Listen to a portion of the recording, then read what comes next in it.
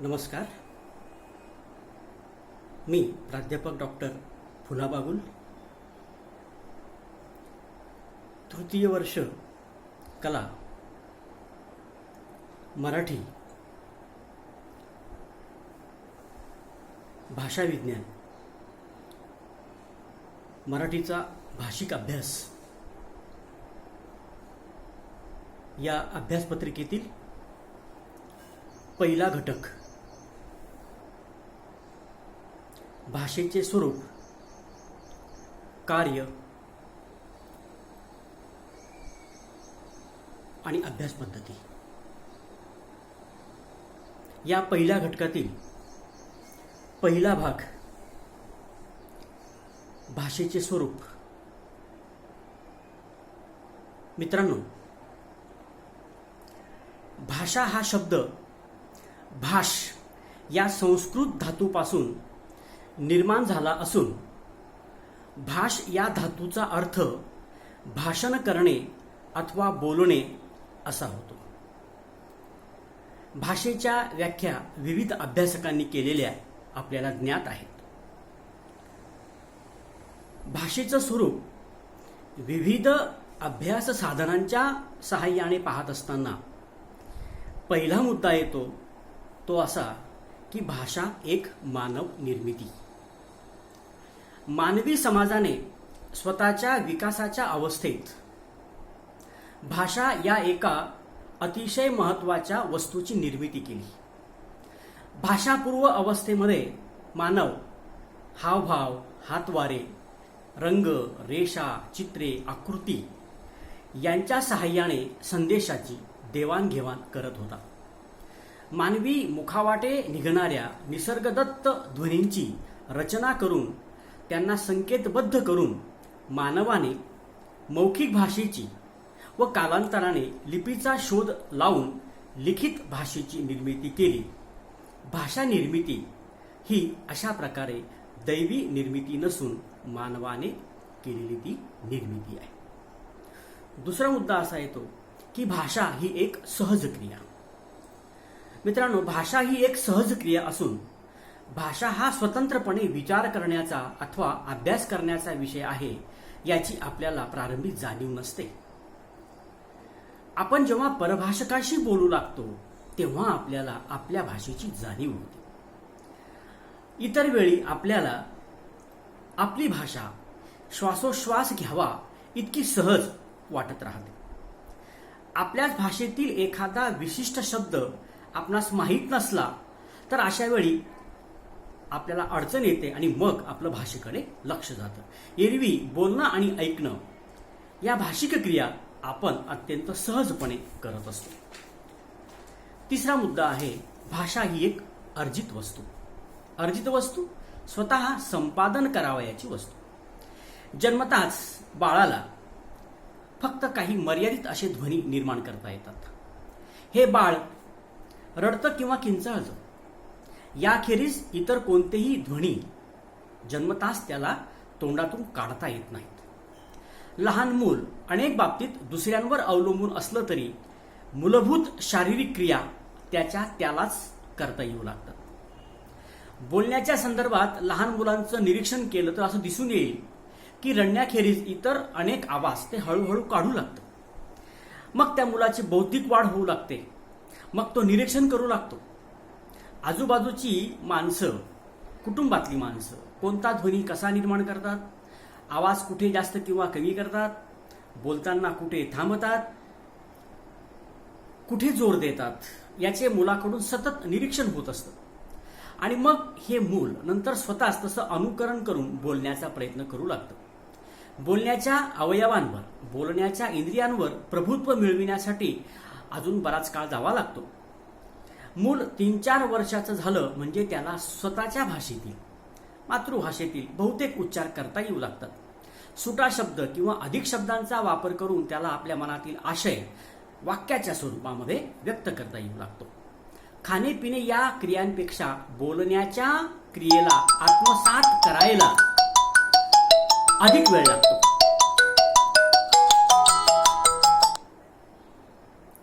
अधिक प्रयत्न करावे लागतात.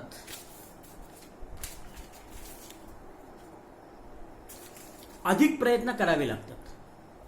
म्हणून भाषा ही अर्जित वस्तू आहे असे आपल्याला म्हणता येतं. काही ध्वनी निर्माण करता येणं ही गोष्ट जरी सहज असली तरी आशय प्रकट करणारे विधान करता येणे म्हणजेच बोलता येणे ही माणसाने मिळवलेली म्हणजेच अर्जित वस्तू आहे, स्वतः संपादन केलेली वस्तू आहे. निरीक्षण, श्रवण, अनुकरण या 3 क्रिया त्या बाळाला स्वतःलाच कराव्या लागतात, तेव्हाच ते मूल बोलू लागतं. म्हणून भाषा ही प्रयत्न साध्य स्वतः संपादन करावयाची अशी अर्जित वस्तू आहे. तिसरा मुद्दा येतो संज्ञापन भाषेचं प्रमुख कार्य. कोणताही मनुष्य भाषेचा एक साधन म्हणूनच वापर करीत असतो. कोणत्याही माणसाला काही ना काही सांगायचं असतं, व्यक्त करायचं असतं. आपल्या मनातल्या कल्पना, भावना, विचार त्याला दुसऱ्यापर्यंत पोहोचवायचे असतात. कोणाशी तरी त्याला संवाद साधायचा असतो, आपलं मन मोकळं करायचं असतं. कधी कधी दुसऱ्याचं म्हणणं ऐकून पण घ्यायचं असतं. बोलणे आणि ऐकणे ही एकाच क्रियेची अशी परस्परावलंबी अशी 2 अंग आहेत. यालाच संदेशन, संज्ञापन, विनिमय, आदानप्रदान, देवाणघेवाण असे म्हणतात. तेव्हा बोलणं आणि ऐकणं या क्रिया भाषेद्वाराच फक्त शक्य होतात. म्हणून संज्ञापन हे भाषेचं प्रमुख कार्य आहे. चौथा मुद्दा आहे ध्वनी संकेत, चिन्ह आणि चिन्हित. मित्रांनो, कोणता आशय व्यक्त करण्यासाठी कोणता ध्वनी किंवा ध्वनींचा समूह वापरावयाचा याचे प्रत्येक भाषेत काही संकेत ठरलेले असतात. एखादी व्यक्ती विशिष्ट आशय व्यक्त करण्यासाठी एखादा शब्द सुचवते, त्याचा वापर करते आणि हळूहळू तो शब्द अनेक लोक वापरू लागतात आणि असा शब्द सर्वमान्य होतो आणि त्यातून तो भाषेमध्ये रूढ होतो. तारीख हा आशय व्यक्त करण्यासाठी बॅरिस्टर विदा सावरकरांनी दिनांक हा शब्द योजला. इतरांनी तो स्वीकारला आणि त्यातून दिनांक हा शब्द मराठीमध्ये रूढ झाला. काही ध्वनी संकेत असे पण ठरतात. वृक्ष किंवा तरू या अर्थाचा निसर्गाचा एक घटक म्हणून झाड हा शब्द मराठीत रूढ आहे. झाड हा शब्द केरकाड या आशयासाठीही आपण वापरत असतो. तेव्हा वृक्ष या अर्थाने झाड केव्हा म्हणायचं आणि केरकाड या अर्थाने केव्हा म्हणायचं हे आपण संदर्भाने ठरवत असतो. तेव्हा संदर्भ हा देखील एक संकेतच असतो. यामागे कार्यकारण भाव असतोच असं नाही. ढगांचा गडगडाट, पंखांचा फडफडाट या शब्दसमूहातील गडगडाट, फडफडाट हे ध्वनींच्या आधारे भाषेत वापरले गेलेले नादमय असे शब्द आहेत. त्यात कार्यकारण भाव आहे. परंतु भाषेत असे नादानुकारी शब्द फार थोडे असतात. बहुसंख्य शब्द कार्यकारण भाव नसलेल्या ध्वनी संकेतांमुळेच बनलेले असतात. तेव्हा ध्वनी संकेत हे यादृच्छिक किंवा आपोआप तयार झालेले असतं असं मानावं लागतं. ढगांचा फडफडाट किंवा पंखांचा गडगडाट असे म्हणता येत नाही, कारण असा संकेत मान्य झालेला नाही. कोणतीही भाषा अशा शेकडो हजारो ध्वनी संकेतांनी बनलेली असते. हे ध्वनी संकेत त्या त्या भाषकांना माहीत असतात. प्रसंगी ते मान्यही असतात. म्हणूनच तर 2 किंवा अधिक व्यक्तींमध्ये भाषिक संदेशन, भाषिक आदानप्रदान, भाषिक व्यवहार होऊ शकतो. अशी संकेत व्यवस्था जर राहिली नसती तर भाषिक व्यवहार आपल्याला करता येणं शक्य झालं नसतं. आपल्याला दुसरी भाषा येते, तिसरी भाषा येते, याचा अर्थ दुसऱ्या तिसऱ्या भाषेतील ध्वनी आणि त्या ध्वनींच्या मागे असलेले संकेत याचं ज्ञान आपल्याला आहे. म्हणूनच आपल्याला दुसरी भाषा समजत असते. जर दुसरी किंवा तिसरी भाषा जर आपल्याला समजत नसेल तर याचा अर्थ स्पष्ट आहे की त्या भाषेतील ध्वनींच्या मागे असलेले संकेतांचं ज्ञान आपल्याला नाही. हे ज्ञान प्राप्त करून घेतलं म्हणजे आपल्याला ती भाषा बोलता येते. भाषा कोणतीही असली तरी ध्वनींच्या रूपाने कोणते ना कोणते चिन्ह वापरलेलेच असते. या चिन्हातून जो आशय व्यक्त केला जातो त्याला चिन्हित असं म्हणतात. उदाहरणार्थ, घर हा ध्वनी समूह हे चिन्ह आणि माणसाच्या निवासाची जागा हा आशय म्हणजे चिन्हित. म्हणजे घर हे चिन्ह आहे आणि राहण्याची जागा हे चिन्हित आहे. चिन्ह आणि चिन्हित काय असावेत याबद्दल काही नियम करता येत नाहीत. कर हा ध्वनी समूह हे चिन्ह आहे. या चिन्हातून वेगवेगळे चिन्हित आपल्या समोर येतात, वेगवेगळे अर्थ येतात. उदाहरणार्थ कर म्हटला की त्याचे मग 3 अर्थ होतात. पहिला अर्थ होतो हात, दुसरा होतो टॅक्स कर, आणि तिसरा होतो किरण, सूर्यकिरण, सूर्यकिरण. तेव्हा कर या चिन्हाचा कोणता अर्थ घ्यावा, कोणतं चिन्हित घ्यावं, हात घ्यावा, टॅक्स घ्यावा की किरण घ्यावा, हे त्या संदर्भाने आपल्याला ठरवावं लागतं. म्हणून ही जी चिन्हित आहेत, ही चिन्हित ज्ञात असतील तरच भाषा व्यवहार होऊ शकतो. 5वा मुद्दा आहे, भाषा ही संकेतांवर अवलंबून असते. 2 भिन्न भाषिकात संवाद होऊ शकत नाही, आपल्याला माहिती आहे, कारण भाषा ही संकेतांवर अवलंबून असते. कोणताही शब्द उच्चारला तर बोलणाऱ्याच्या आणि ऐकणाऱ्याच्या मनात त्याची एकच प्रतीती आली तरच दोघात संवाद होऊ शकतो. आई हा शब्द मराठी भाषकाने उच्चारला तर त्याचा अर्थ माय, माता, जननी असा होईल.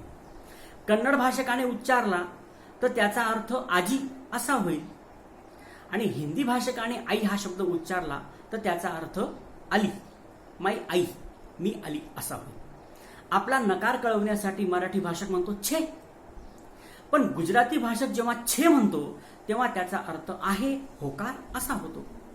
तेव्हा 2 व्यक्तींमध्ये संवाद व्हायचा असेल, संदेशन व्हायचं असेल, संज्ञापन व्हायचं असेल, विनिमय व्हायचा असेल तर दोघांमध्ये ध्वनी संकेतांच्या बाबतीत म्हणजे चिन्हितांच्या बाबतीत समानता असणं आवश्यक आहे.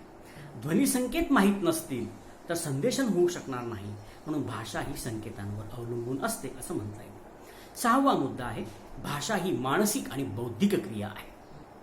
मुखावाटे काही बोलायच्या आधी जे बोलायचं आहे त्याची आपण मनातल्या मनात जुळवाजुळव करतो. काय बोलायचं आहे आधी आपण मनाशी निश्चित करतो. काय म्हणायचं आहे, कुणाला उद्देशून म्हणायचं आहे, ऐकणारे कोण आहे, कशाबद्दल म्हणायचं आहे, का म्हणायचं आहे याचा विचार केल्यानंतरच आपल्या तोंडून प्रत्यक्ष भाषा किंवा विधान हे बाहेर पडत असतं, शब्द बाहेर पडत असतो. असा शब्द बाहेर पडला आणि शारीरिक पातळीवर तो दुसऱ्या व्यक्तीला ऐकू गेला तर भाषेचं कार्य सफल झालं असं म्हणता येत नाही. फक्त बोललेला शब्द ऐकू गेलं म्हणजे भाषा व्यवहार झाला असं नाही आहे. ऐकणाऱ्याला तो शब्द समजला पाहिजे. तो समजला तरच भाषेची संदेशन प्रक्रिया पूर्ण झाली असं म्हणता येतं. तेव्हा भाषेचं कार्य बोलण्यापूर्वी पण घडत असतं आणि भाषेचं कार्य ऐकल्यानंतर सुद्धा घडत असतं. म्हणून मनामध्ये आशय योजणं, तो ध्वनीने प्रकट करणं, कानाने ऐकणं आणि मनाने जाणून घेणं अशी ही संदेशनाची साखळी असल्यामुळे भाषा ही बोलणाऱ्याच्या दृष्टीने मानसिक तर ऐकणाऱ्याच्या आणि समजून घेणाऱ्याच्या दृष्टीने बौद्धिक क्रिया असते. 7वा मुद्दा आहे, भाषा हे सर्वश्रेष्ठ संज्ञापन साधन आहे. भाषेचं कार्य प्रमुख संदेशन आहे आपण बघितलं. भाषा या संज्ञापन साधनाचा वापर करण्यासाठी प्रकाशाची गरज नसते. अंधारातही संदेशन होऊ शकते. यांत्रिक प्रगतीमुळे अंतरावरही मात करून दूरस्थ व्यक्तीशी बोलता येतं. भाषेचे संज्ञापन दुहेरी असते. कोणताही ध्वनी कितीही वेळा उच्चारता येतो. चित्र, रंग, रेषा, आकृती, हावभाव, हातवारे यांच्या सहाय्याने घडणाऱ्या संज्ञापनाला अनेक मर्यादा असतात. या साधनांचा वापर करताना वस्तू, पदार्थ, प्रकाश यांची गरज असते. शिवाय त्यातून केवळ स्थूल स्वरूपाचा आशय व्यक्त करता येतो. त्या संकेतांमध्ये कधी कधी धुसरता असते, गूढता असते, संकेत कधी कधी अस्पष्ट असतात. भाषा या संज्ञापन साधनाला अशी कोणतीही मर्यादा नाही. म्हणून भाषा हे सर्वश्रेष्ठ संज्ञापन साधन आहे. 8वा मुद्दा आहे, भाषा ही सामाजिक संस्था आहे. भाषेच्या द्वारा आपण आपल्या मनातील आशय, विचार, कल्पना, भावना दुसऱ्यापर्यंत पोहोचवतो. समाज व्यवहार चांगल्या प्रकारे चालवण्यासाठी भाषा या संस्थेचा मानवाला उपयोग होतो. सामाजिक स्थिरतेसाठी, समाजाच्या प्रगतीसाठी माणसाने अनेक संस्था निर्माण केलेल्या आहेत. उदाहरणार्थ कुटुंब संस्था, न्याय संस्था, धर्मसंस्था, शिक्षण संस्था वगैरे वगैरे. या संस्थांच्या संरक्षणातून, संवर्धनातून माणसाची संस्कृती कळते. भाषा या संस्थेमुळे सुद्धा माणसाची संस्कृती टिकण्यास आणि ती वृद्धिंगत वाढण्यास मदत होते. माणूस हा निसर्गाचा घटक असल्यामुळे निसर्गाचे बदल त्याला पण लागू होतात. उत्पत्ती, स्थिती आणि लय हे निसर्गाचे नियम आहेत. हाच नियम मानवाने निर्माण केलेल्या कुटुंब संस्थेला, धर्मसंस्थेला, न्यायसंस्थेला लागू आहे. एखादा धर्म उदयाला येतो, विकास पावतो आणि नष्ट होतो. त्या जागी पुन्हा नवा धर्म येतो. हा क्रम, उत्पत्ती, स्थिती आणि लय, हा क्रम भाषेलाही लागू पडतो. भाषेचा जन्म होतो, भाषा मोठी होते, विकास पावते आणि कालांतराने एखादी भाषा इतिहास जमा होते, नष्ट होते. भाषा ही संस्था मानव निर्मित असली तरी तिला सचेतन वस्तूंचे सर्व नियम म्हणजे उत्पत्ती, स्थिती आणि लय तिलाही लागू होतात. म्हणून भाषा ही एक सामाजिक संस्था आहे, कारण इतर सामाजिक संस्थांना लागू असणारे उत्पत्ती, स्थिती, लयाचे नियम तिलाही लागू होतात. म्हणून भाषा ही सामाजिक संस्था आहे. 9वा मुद्दा आहे मानवी समाज आणि भाषा यांचा अतूट संबंध असतो. स्वतःची भाषा अथवा बोली नाही असा एकही मानवी समूह आढळत नाही.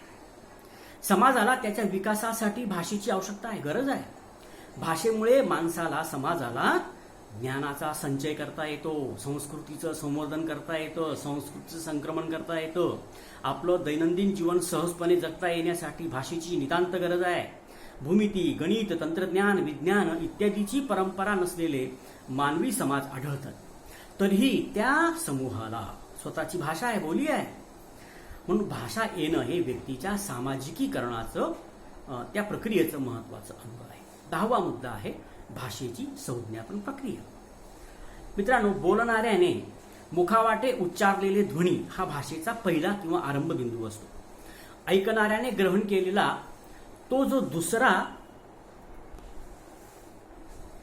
समोरचा माणूस आहे, त्याने तो जर अर्थ ग्रहण केला, त्याला तो समजला, तर हा भाषेचा अखेरचा टप्पा असतो.